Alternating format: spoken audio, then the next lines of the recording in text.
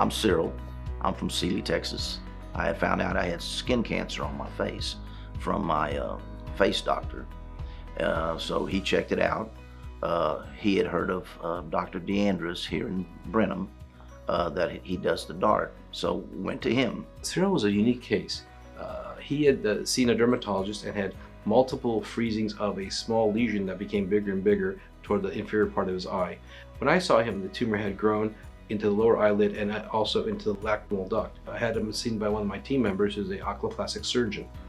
She explained to the patient that for her to do surgery would be extensive surgical removal and plastics repair, with even some necessity for going intraocular and making sure the tumor was not there. Back looking at my options, basically one option was to have major surgery. While they're doing the surgery, they cut out a certain part and then they come back to see if they got the cancer.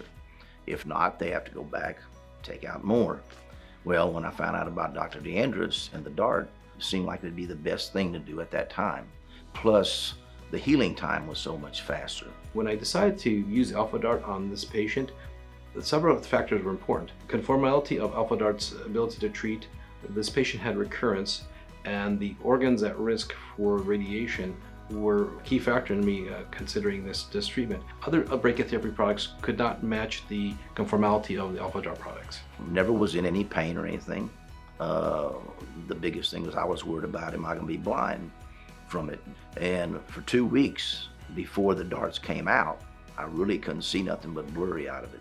And the day I went to get the DaRTs taken out, believe it or not, I could see out of the eye. Cyril actually had a great response. On follow-up, he had complete resolution of the tumor involvement in the lacrimal duct all the way down to the skin, and excellent response. I would recommend it to any of my family members, any of my friends. I had it done and I said I'm real well pleased with it.